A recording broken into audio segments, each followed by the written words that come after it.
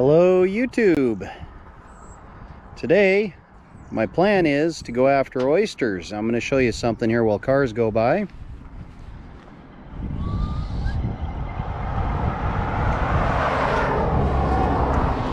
This is Eagle Creek on the Hoods Canal. I'm going to go after oysters and do a shuck, cook and eat for you.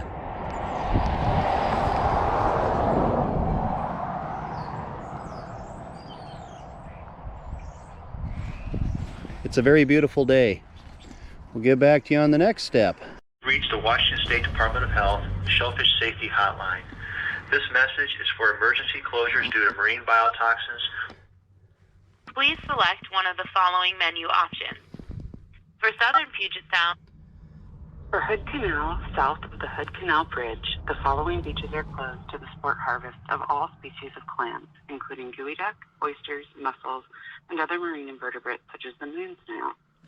There are no all-species closures in this area. This advisory is also available. We can go get oysters.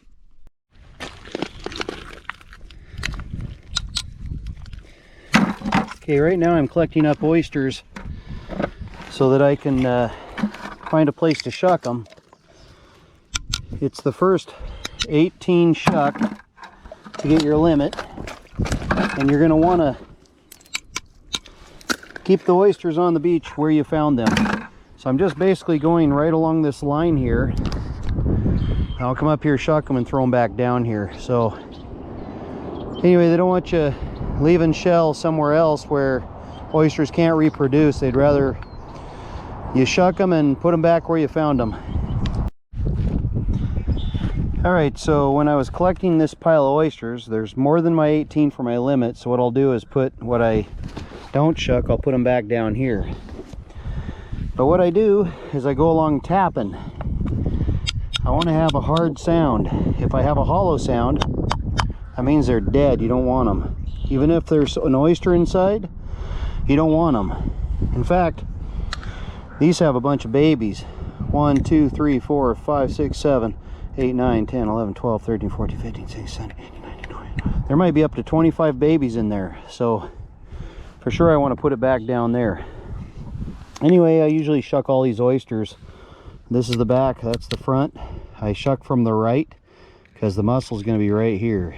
So I usually just put the oyster knife to it, corkscrew it, get it in, and then go back and forth right there, prying up a little bit.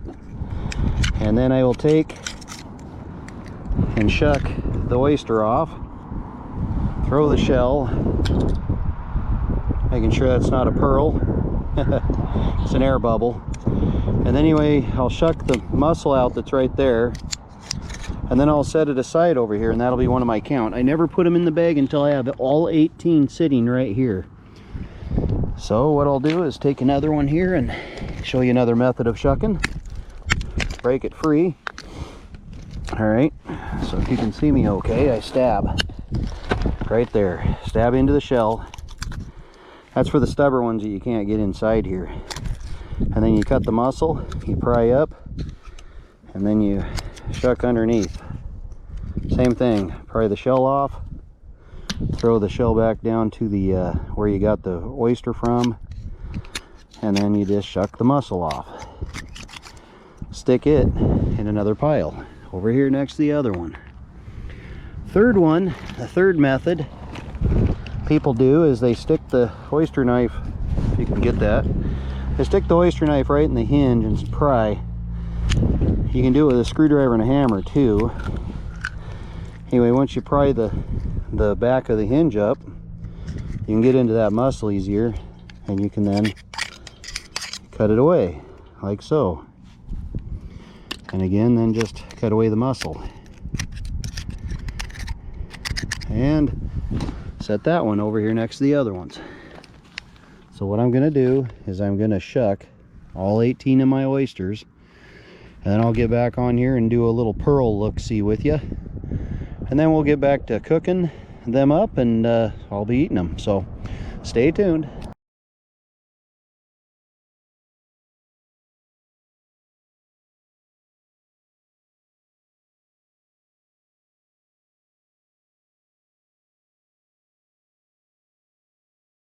All right, I'm going to search each one for pearls in the oysters.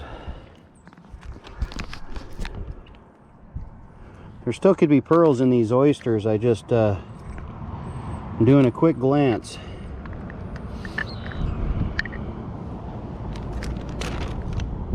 Even when I go to cook them for you, I still might find a pearl, even though I may not find one here.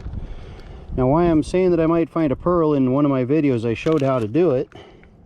I collected these oysters more closer to shore, and what happens is they break free from the oyster bed, which is farther out on the beach, and they roll around in the surf close to shore as the tide's coming in and out, and what happens is they get sand in their bodies. Now I have a oyster here with a possible something. Might be just flesh. It's just a bump of some sort, but if it's hard, it'll pop out. Nope, it's nothing. So I'll keep looking. Anyway, in that video, I believe I shucked 6 limits and found 3 pearls. And in my first, third, and 5th limit, I believe. So it's always good to look for them. It'll save you on your teeth too. Now there's one possibly. You see that little white dot there?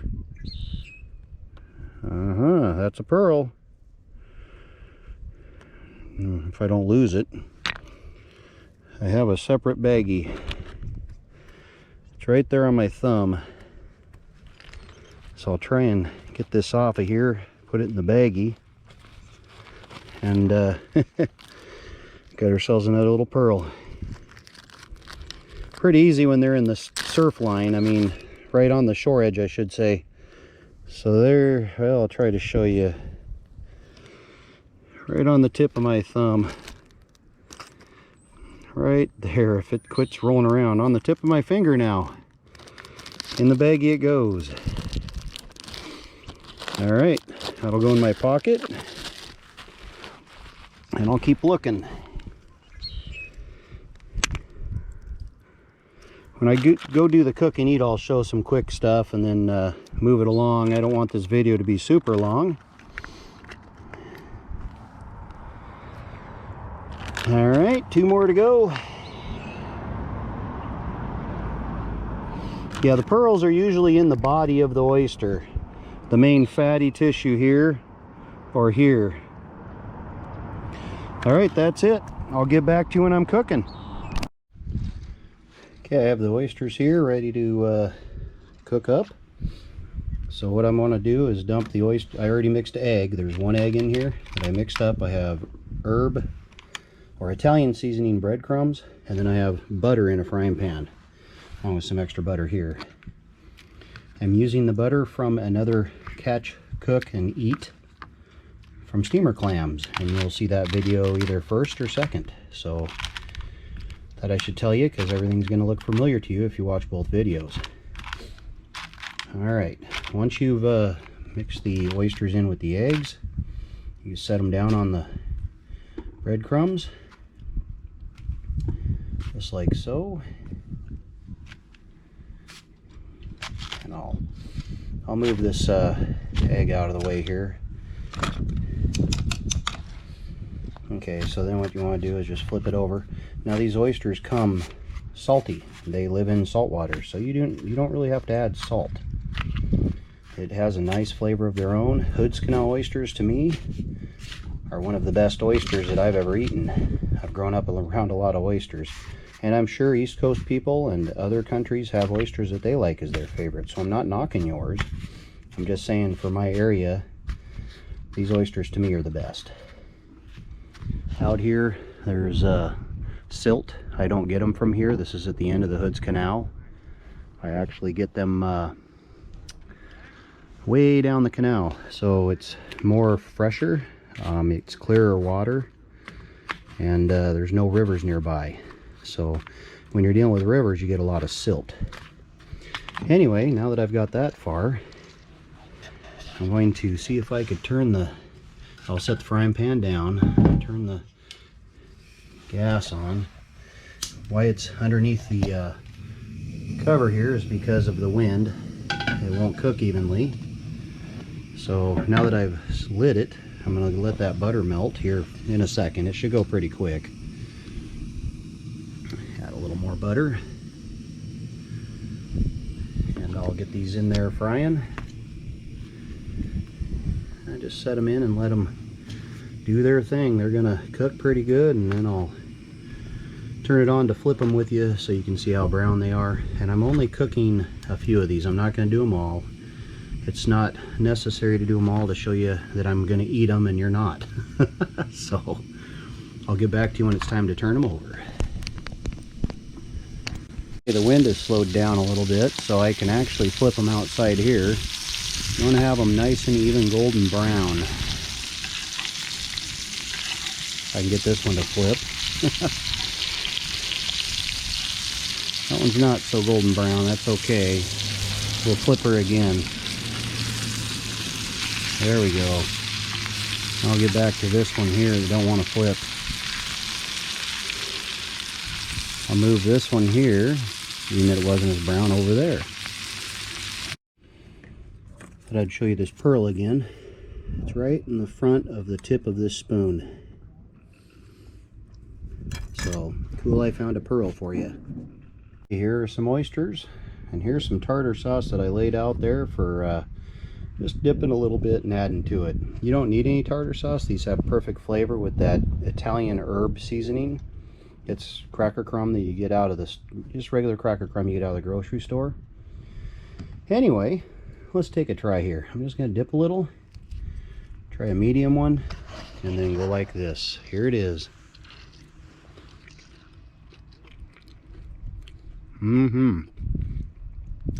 Would I lie to you? This is pretty good. So we'll take another one. Just a little dip of tartar sauce. I didn't even need that much. It's just what I brought with me in a Ziploc bag. Here we go.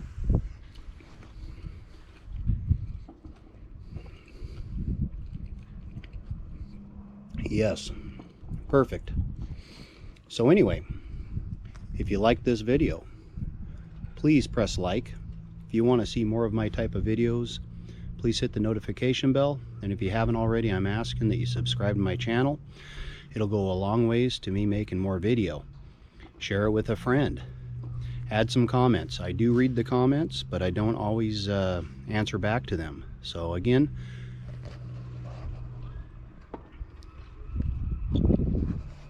thank you for watching.